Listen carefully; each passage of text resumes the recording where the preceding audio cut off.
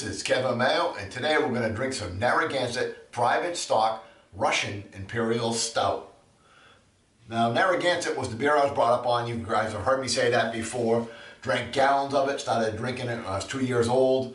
They went out of business in the late 70s, early 80s when all the American breweries just kind of went out of business. They were gone. Some private investors have brought it back. They still use the original recipe for their lager, which I think is a pretty decent lager. I've reviewed it probably 2.5 years ago. And they're also branching out and trying some different things. So I've got a big shout out to Jeff Lyons on New England Beer Reviews. I saw him do this. I said I got to give it a try. I saw it at my local beer store. So we're going to go ahead and give it a crack and see what we got. It's 8.5% by volume. Russian Imperial Stouts or Imperial Stouts were brewed in England to go to Russia. They really beefed everything up. Big alcohol, big dark flavors. So for no particular reason, we're using our English pint glass. Go ahead and give this a pour. It looks like a fair amount of head on this. Again, I never really do an aggressive pour. And I've got 3.5 fingers of head on this thing, and big dark brown head on it. Just as pitch black. I can just barely see a little bit of light when I hold it up to the thing.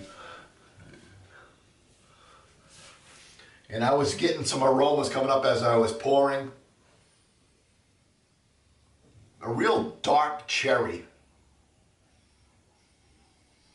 And like a milk chocolate.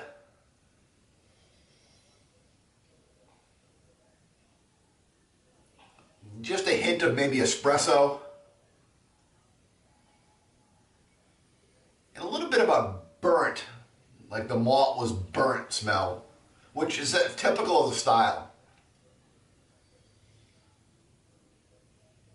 Well, overall, the aroma really hints at a lot of decent flavors in there. Head's dissipating a little bit, it's still fairly tight. We'll go ahead and give it a taste.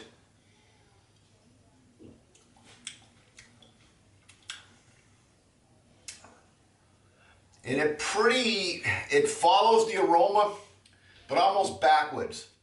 The very first thing you taste is kind of that burnt malt.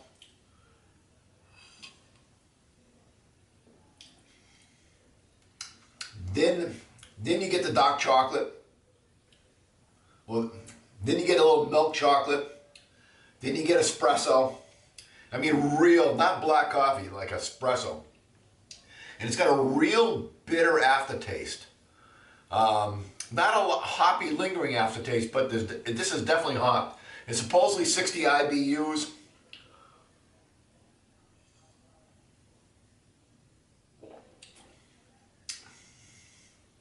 So it's interesting. It's a little dry. Again, can be typical of the style.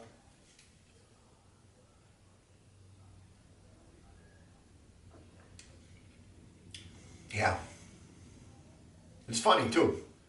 A lot of times the flavors really start to meld together, but you get the same progression. A little bit of cherry, milk chocolate, espresso, bitter aftertaste.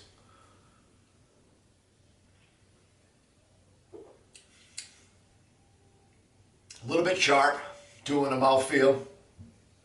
Overall, solid Russian Imperial Stout. There's a lot of flavors on there. I forget what I paid for it, too. It's really not that expensive. I'm just trying to come up with a score. I would say probably 80 out of 100. Give it a try if you guys can find it.